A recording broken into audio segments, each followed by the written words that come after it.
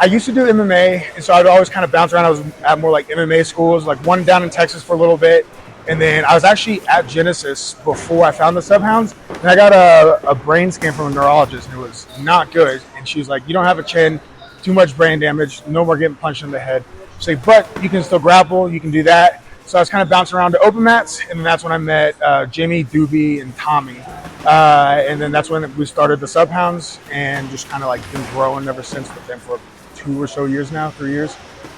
My name's Byron Orton. They call me the Sasquatch because of a photo that was taken where I was in the same like awkward position as he's been found. I'm a purple belt with the SubHounds. We train out of Genesis, used to train out of a 2-car garage. I met Byron. I think he rolled with some of the boys at an open mat a few years ago, and this is when there was literally 3 of us, and they invited him through the class. Came through one day, and he's been with us ever since. Byron, Byron's half an autist, and he's got his tics, and so the traditional school approach doesn't work for a guy like that. And so you'd look at him when we're drilling, and he'd be just la-la land. Try to bring him back. He's not paying attention, right? So he was making progress, but it was all things that he was learning on his own, right? He was off studying. He had no problem. He didn't have any problem learning jiu-jitsu. He had problem learning jiu-jitsu the way that it was being taught traditionally. So he would come to class, and he would have some new leg lock technique that he would wreck everybody with. And we were like, I don't know how he did that, right? Where's he getting this from, right? And so the old approach just wasn't clicking with him, right? And as we started moving more towards the live work and more towards the ecological approach, his game just expanded so much. I had on the book or on the plan back triangle stuff today. It's like half the room is competing on Saturday, so there's no reason to teach a back triangle. You know what I mean? Man, up until recently, I was just like, so our motto is back takes, leg breaks, and wrestle fucks. Still working on the wrestle fucks. I'm not there yet. I'm working on it.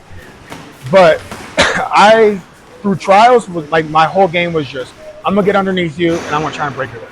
Like that was my goal. I pull guard because I'm not good at wrestling, so I would just sit down because that's where we want to be anyways, right? We want to be grappling on the ground. We're not doing a wrestling tournament. And I'd try and attack the legs, but over these last several months, I've been working on getting to the back a lot. And so I'm kind of like developing like an all-around game. Like, don't get me wrong, like legs are still what I'm looking for. It's still my strong suit. People panic when they get attacked on the legs, so like that's what I'm here for. But like, I'm not shy to the top game either, especially with this tournament with the rule set. The way this rule set is so like top heavy, action based. Like y'all want to see the guy on top doing the things versus the guy on the bottom. I mean, and that's why fucking gi sucks, because you'll have a guy get on bottom and then just hold you there with death grips and then nothing happens. So like top, bottom, I don't care. I'm gonna just try and push the pace and fucking break a leg.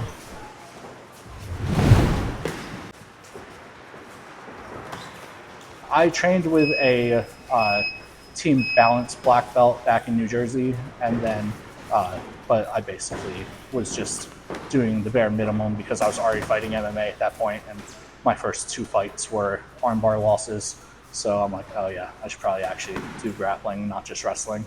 So because I came from a striking background, and then I did some MMA, came back to jiu-jitsu, and I just don't feel like getting hit more again. So, and also I am not competing without a shirt on, without losing about 40 pounds. So MMA is out of the picture again. My name's Joseph Goodman, 10th Planet, Albuquerque, brown belt. I've been training on and off since I was 15. My first MMA fight, I was 16. Then I took about 10 years off just playing rugby. And then I came back to 10th and did 10th Planet about 6 years ago. Most people that roll with me will say that my game is catch wrestling and wrist locks.